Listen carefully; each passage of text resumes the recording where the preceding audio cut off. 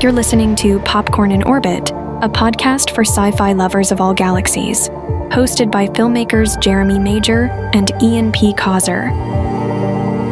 Okay, welcome back. This is the podcast for lovers and creators of science fiction. How do you like that, Ian? I love that. That sums us up perfectly. We're off to a good start. So I'm sitting here with Ian Causer, who comes to us from England. I am here in Canada. I'm Jeremy. Today we are talking about one of the things we're talking about anyway is genres of science fiction. Well, actually, Ian, maybe you can kind of set this up here, because we've had a discussion recently around pitching films, particularly science fiction films, and some of the challenges of doing that. So talk about this dilemma we have. I think it's because possibly more than any other genre, sci-fi has dozens of subgenres, it appears. Absolutely. It came to my notice when I was trying to pitch our film Adiona. When I first pitched it and I was asked to give comps, I compared it. I said it was Alien versus Crimson Tide. And the producer agreed to read it, which is fantastic. And they quite liked the script, but it wasn't what they were looking for. And when they came back to me, they said, I'm looking for it. They would say he was actually after a creature feature. Right. And because I'd used Alien in the comp, yes, he expected a monster to appear.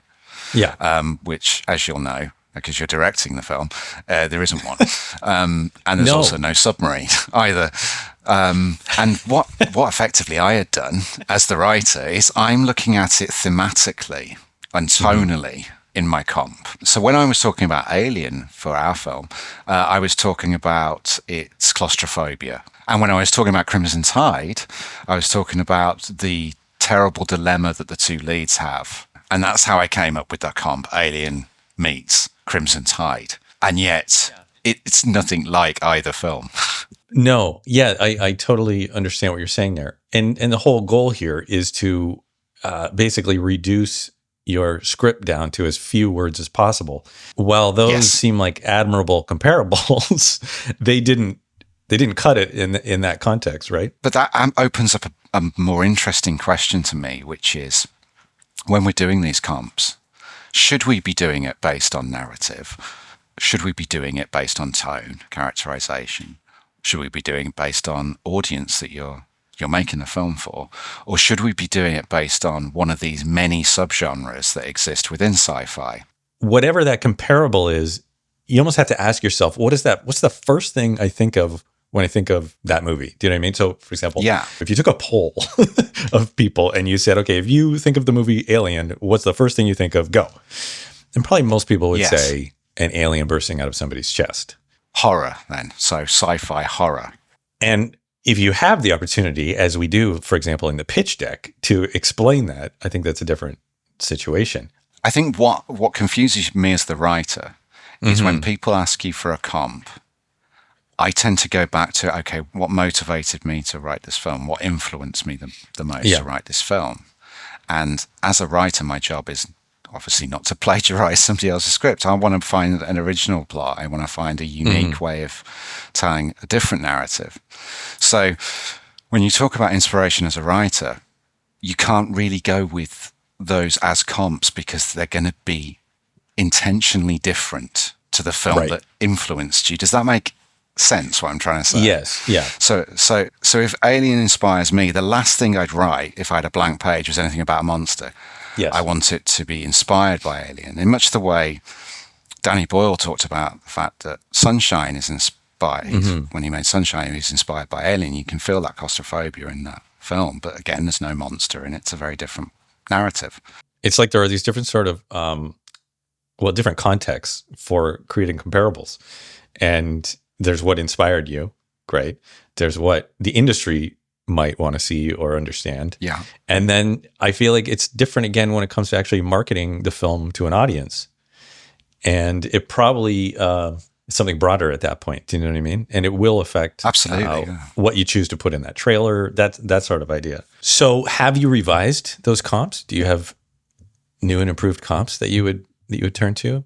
That's why I probably link non-science fiction submarine films, to those space films that aren't space operas. They're Yeah, that's a harder really fight. interesting comparison. The bottom of the ocean in a submarine that's damaged or broken, it is the same environment as Yeah, it is very a similar. spacecraft.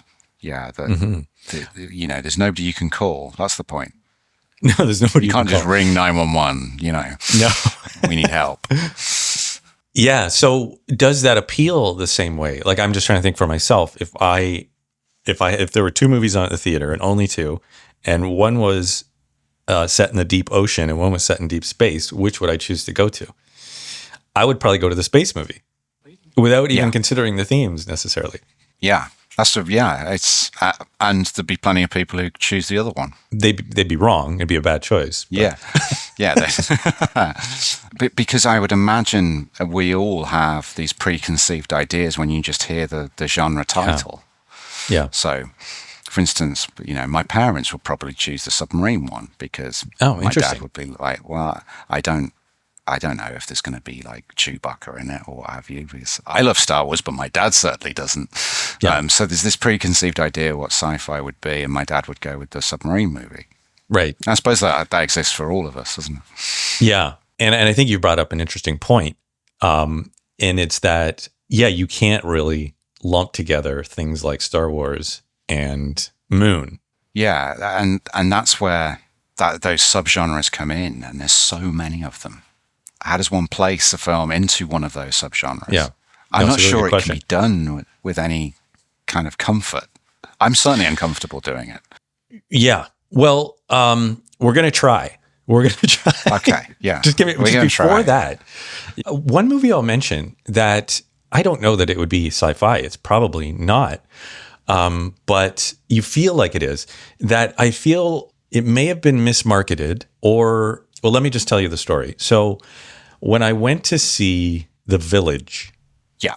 for the first time, I thought I was going to see a true like M. Night, like Signs, right? Or like Sixth Sense, right? Like I was totally expecting what seemed like at the time to be the true M. Night style. And it completely was dissatisfying to me. I felt like the movie they marketed to me and the movie I got on that first screening was completely different. And I left upset. But then I went back having had that experience already. And the second time I saw it, I loved it. Okay. And I think it was partly because I knew what I was going to get. See, that's really interesting because it's my favorite of Night's movies. Yeah. And I loved it on first viewing. Interesting. Not knowing what was coming. And the reason I loved it so much on first viewing is because I intentionally avoided reviews or anything about it because you don't want to hear any spoilers, right? Yeah. So because the night is so great at those twists, I avoided every spoiler and I went in blind. Yeah, that's the best thing to do. I went in as a sci-fi writer, you know, my imagination going crazy about what these monsters are in the woods, right? Yeah, totally. And the last thing I expected it was, I guess we don't want to spoil it for anybody who hasn't seen the movie. You should go and see it. But when the reveal comes, that's the furthest thing from my mind, which made me effectively jump up and punch the air because Night had got me again. In a good way, right? In a great way, because that's the last thing I saw coming. Yeah, and that's interesting. It was genuinely a fist pumping. That's amazing. Yeah. Because one of the having my imagination is a gift, but it's also a curse for many reasons. But one of the reasons it can be a curse is I tend to overthink when I'm watching something and see the ending coming, and there's nothing more disappointing than getting it. You know, yes, right. Because that's right. what I would do, or what have you. And with Night, I think he's the only. I think he's got a 100% record where he's thrown me in every film that he's made, and that's pretty incredible. Yeah, absolutely. It's a bit like Chris Carter did to me in the 90s. You know, you'd watch an X-File, and the X-Files. He's somehow always managed to make me jump, even if I'd seen 200 Monster of the Week X-Files. He'd still make me jump and levitate by doing it some different way, which was really cool. Okay, so let's put this into practice here. So we're talking about subgenres. First of all, let me ask you, do you have a favorite subgenre in the sci-fi world? Depends on my mood. Okay, so what are ones that you watch, and what do you call them? For me, Star Wars is its own genre. So I don't It's its own particularly genre. enjoy, Okay. yeah, for me, my personal choice, because I adore Star Wars Right. and and all of its spin-offs. Andor to me is one of the greatest things TV for the last 20 years. Genuinely feel that way. But that's kind of an outlier because I'm not a big fan of the other franchise sci-fi stuff. So Right. that's why I call Star Wars its own genre. I don't really watch the other franchises. Would you refer to Star Wars as a space opera, or you don't like that term? No, I have got no problem with that term. All right. Are there others that you are drawn to, depending on your Yeah. mood? So other than Star Wars, as its genre, I would definitely prefer what some people call hard-fi, some people call grounded sci-fi, some people Right. call intelligent sci-fi. Is this the genre that you've sometimes referred to as adult sci-fi?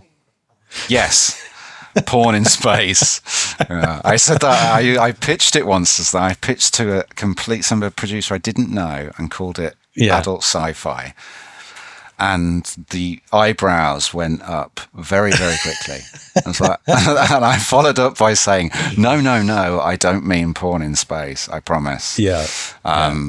Which at least was a memorable pitch. They did request the script, so I couldn't have done too Oh, bad. there you go. Yeah. Well, they were probably really curious to see what super you'd done curious. up there. Super Which should be a curious. genre. I really wonder if that should be its own genre. But anyway, carry on. Okay, so hard sci-fi. I think I would define it as the science involved is at least theoretically possible and plausible. And there's been some debate around this term grounded sci-fi, whether it comes, Yeah. how it comes about, right? I've talked to people who say grounded sci-fi has to take place on Earth because it's on the ground, which wasn't my understanding of it. I could be wrong. Yeah. I think grounded sci-fi could take place in space, personally, but I think it's also a thematic thing. There's a theme. The themes within Interstellar are so universal. It's about a father loving his daughter. At the end of the day, It's not about defeating the Klingon Empire. Right. Yeah. So that's the themes are. I was going to say adult again. They're mature themes. They're mature themes. They are. Yes. Yeah. But they might be the same themes that you would encounter in a drama or other types of that movies. is the key. Yeah. So it's the science fiction aspect is kind of the backdrop to very human type themes. Is that fair?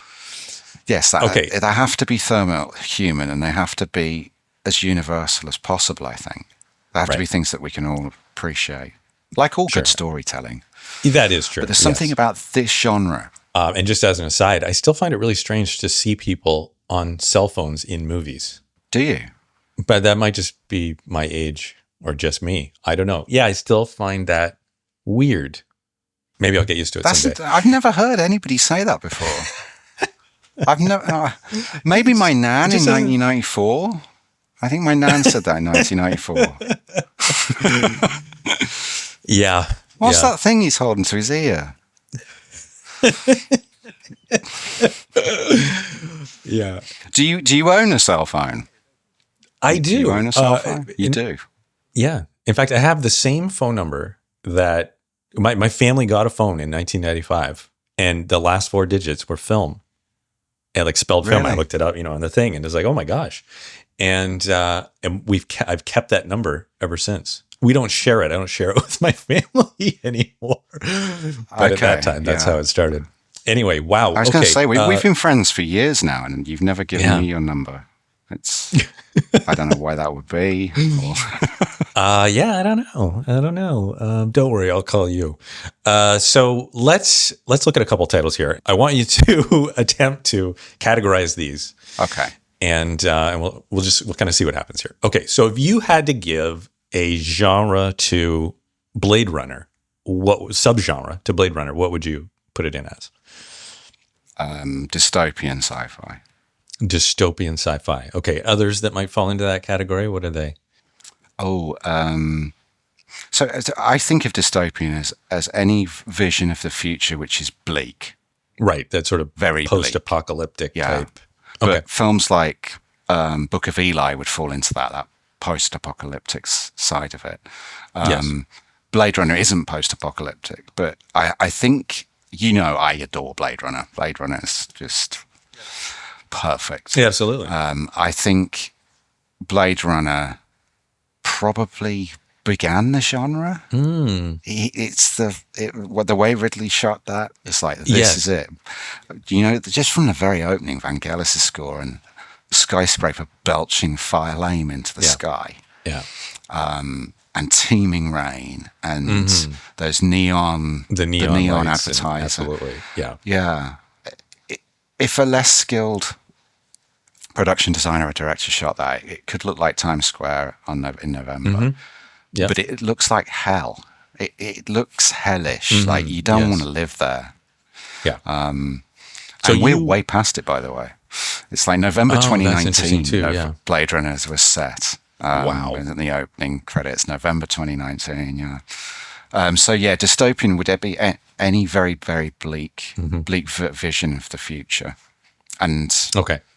You wouldn't call it grounded sci-fi. Oh, crikey.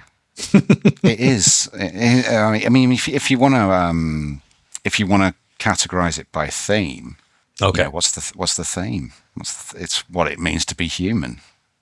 Yeah. And replicants cannot be human because they don't have a soul. They have a build date, not a birth date. And right. Yes. I think I said to you once, it's not dissimilar to Pinocchio, and you laughed, which is a perfectly reasonable reaction. But, when you look at it thematically, there is, I see a link there, even if nobody else I get what you're saying. And I thought it's fascinating when then say you've got a human hunting replicant to retire them.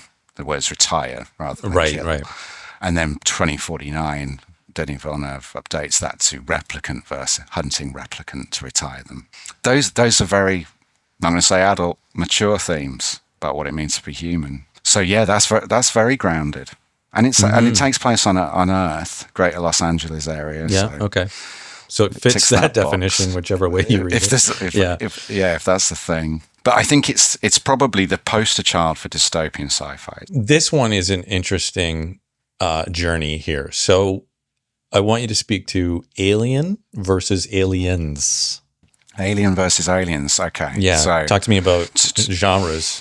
Are they the same? Subgenres. I'd argue not. I think of Alien as a sci-fi horror. Very claustrophobic.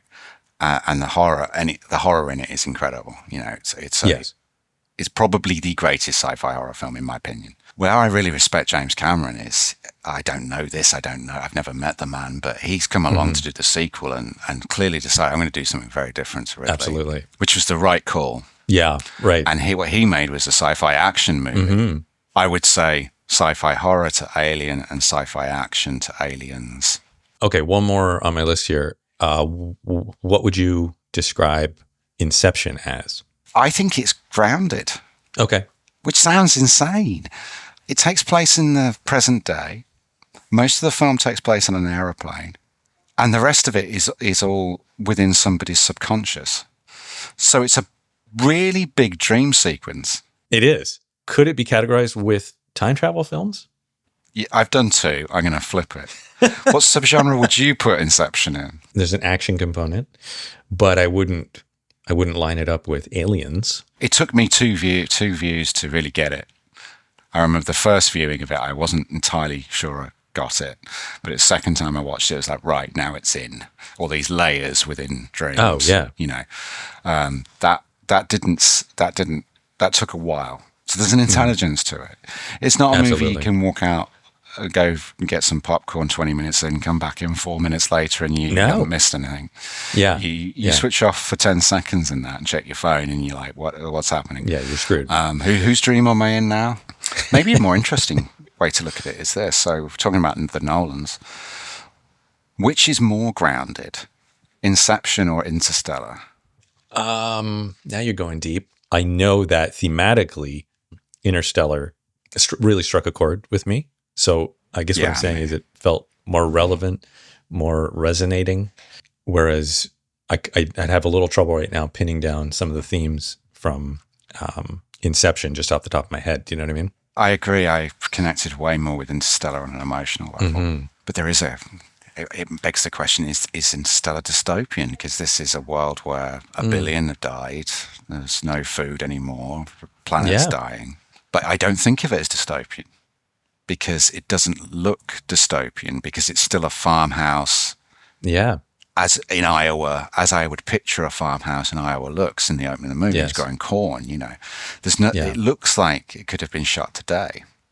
And in fact, if you remember the opening, they're using interviews of people who went through the Dust Bowl, and it's not till later in the film you realise that's actually they're talking about what's happened now, and it's very clever the way that they do that. Yes, that it's actually in the future, where even though you think they're talking about the 30s, So maybe we have to rechange dystopian because that is a bleak future, but no part of you thinks Interstellar's dystopian. We've talked about this for a little while now, and we've achieved nothing. We've clarified nothing. That is true. It's fun to talk about, though. It's fun to debate. Yeah. And maybe there are no definitive answers. I think the lesson here is if you're pitching, this is where I think the pitch deck is so critical because now you have some visuals. You can start to paint a bit of a picture. You even came up with the video pitch deck, which is part of our pitch deck. So right, you've got the traditional pitch deck, and then you can click on a link and see the video pitch deck where we're both talking about the film as well. And I think all of that color palette gives a great feeling for the script and an accurate feeling for the script. We've not had anybody read the script and go, that wasn't what I was expecting, or that didn't feel like what they did from the deck. Which is great for me as the writer, because the last thing you want is people disappointed when they finish reading your script. No, it's true. You want them to be enthused when they finish reading your script, not disappointed. Right. No, and part of that is knowing what they're getting. And I do think that it can be a benefit to writers or directors or actors who are looking for opportunities for themselves to not just go out and cold email people your story, but to have a bit of a pitch deck or a video pitch deck or something that can paint a bit of that picture. And part of it is just the convenience of that. I think people are more likely to look at a quick pitch deck and get a sense of the project than to start to read 90 pages. You know what I mean? Yeah. But if you can take some of those first steps as even a writer and build a simple pitch deck, as basic as it might be, but it visually kind of gives you a sense of the project, I think that can be a real benefit if you're approaching producers and other partners. It gives you the feel for the film, and it's 6 pages, like you say, not 118 pages. No. Okay, so our intention of clarifying these subgenres and categorizing some of these films may be slightly futile, but still interesting to discuss some of our favorite films that, I think have brought us into being creators in this genre, right? I can agree more. So once again, Ian, thank you for being here with me. Buddy. Thank you, buddy. And, it's fun as always. Great fun as always. All right, we'll catch you in the next one. All right, take care.